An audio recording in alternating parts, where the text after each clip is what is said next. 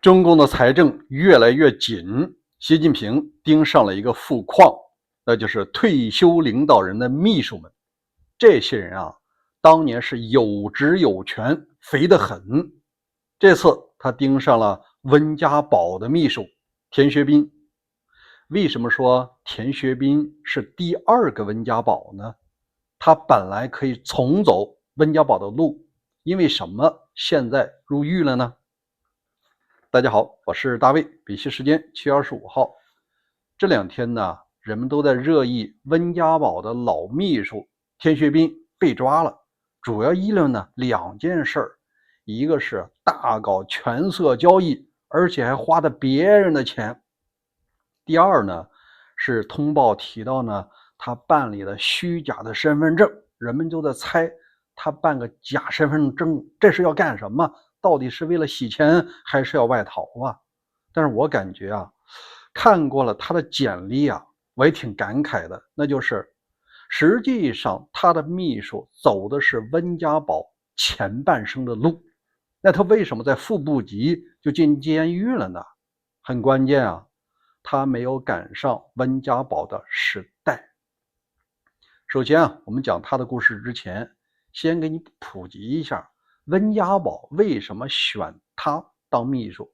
这个就涉及到呢，人你一旦掌握了巨大的权力啊，周围的人你通常都在防备，你需要找一个办事可靠的贴心的秘书，而这种人呢，往往是自己的镜像。你比方说像习近平这样的红二代纨绔子弟啊，小学水平，他是看不上的。要能力没能力，要形象没形象，志大而才疏，才疏学浅，还经常念那个通商会医呢，这能用吗？所以说他就想到了自己。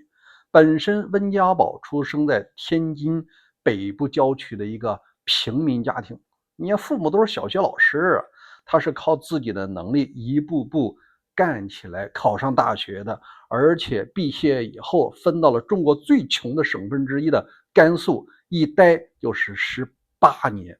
人生有多少个18年啊？他是一步步由水电厂的技术员慢慢干到地质厅厅长，后来调到地质部，再进入中共中央办公厅的。他被挖掘能当上总理啊，他可没当过市长和省委书记，靠的就是办事仔细。咱们来看看这田学斌，他和温家宝非常像，出身平民家庭，考上了当地最好的地质类大学，学的是机械工程设备，学技术的。他呢，第一份工作呀，也是当技术员，温家宝的复刻版吧。那他后来是怎么干到省委组织部的呢？你还是看当时时代啊，他被当地人挖掘，发现这小伙子办事特别仔细，嘴也严实，而且呢，他更重要的是笔杆子好，写材料非常棒。所以说啊，他被厂里推荐到了甘肃省的年轻干部培训班，班上一毕业表现突出啊，直接被省委组织部留下了。你看看有没有贵人协调呢？有，但最大的贵人是他自己，就是大笔杆子，写材料能排到第一。那你以为在这个省委组织部对于这个小县城出来的算一步登天了吗？这儿只是他人生中的第一个大台阶。他在省委组织部完成了副处级的晋升，按说人生也就这样了，对吧？他迎来了第二个机会，还是靠自己写材料好，他被省委组织部推荐进入了中央党校的青年干部培训班。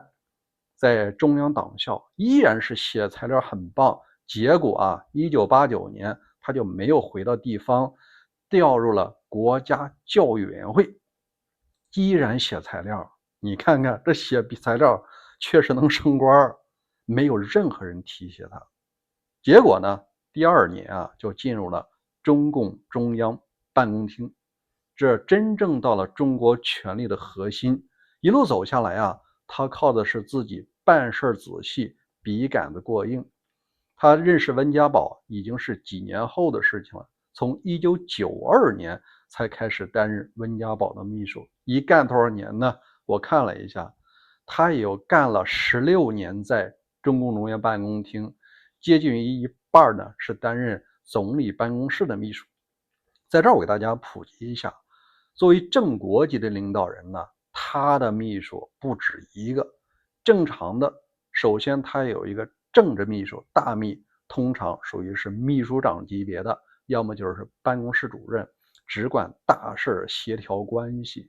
第二个呢是机要的秘书，负责文件的处理啊、圈阅啊、保管。第三个秘书他有一个警卫秘书，再就是一个生活秘书，至少是这4个秘书。那这个田学斌扮演的角色，一开始应该属于机要类，但后期啊，他已经成为总理办公室2局的局长了。说明什么呀？说明他深得温家宝的信任。后来啊，他一直在温家宝退休以后，给他提了一格，变成了中管干部。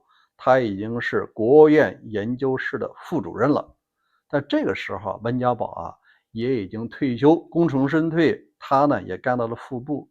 按说他的人生应该到此结束了吗？不是的。习近平上来以后啊，就把他从国务院办公厅里挪开了，平调到了水利部担任副部长。按说呢，你以为是一个实职吗？不是的，这实际上把他一脚给踢开了。他的贪腐大量的时间并不是在水利部，而是在担任总理办公室期间。我们看了一下官方通报，有几件事呢？其中有一件是企业上市阶段项目的审批打了招呼。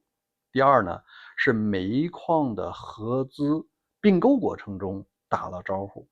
另外呢，是企业上市项目审批打了招呼。这说明啊，根本不是在水利部期间的贪腐，就是在担任温家宝秘书干的事儿。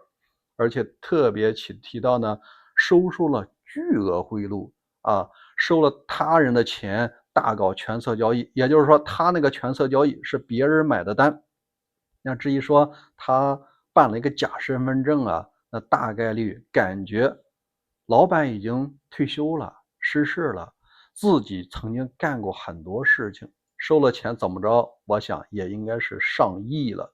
那这个钱可能啊就被别人打了土豪啊。他作为中共中央办公厅的工作人员，在那里经营了16年，他呢难道不知道老习是什么人吗？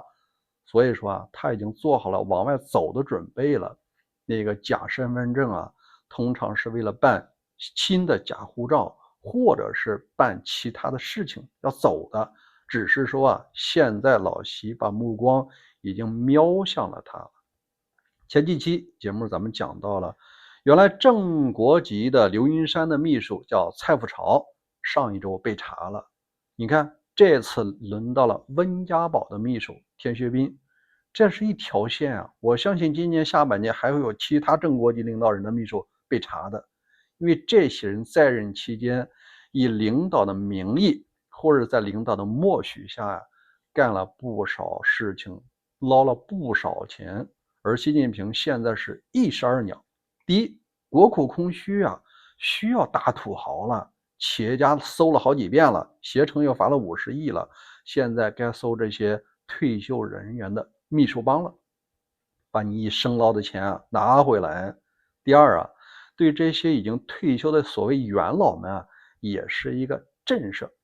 那这些人秘书你有没有管好啊？是不是对身边人失管失察呀？这要追究起来啊，可能把这些人也要牵连进来。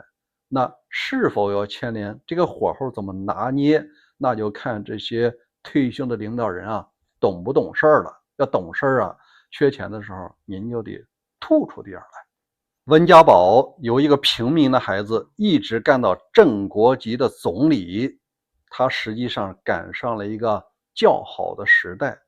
当时的邓小平时期需要干部年轻化，当年的江泽民时期需要干活踏实的技术官僚，而温家宝就是这样的人选。但是田学斌啊，本来也是一个干活比较扎实、嘴比较严实的人，但是副部级以后啊，他赶上了习近平时代，现在啊只能下半辈子在牢里过了。中国的官场就是一个大酱缸，你一根白萝卜进去，你拿到的不可能是白萝卜啦，那只能是酱萝卜。如果您赞同我的观点，欢迎在留言区留言，咱们明天再会。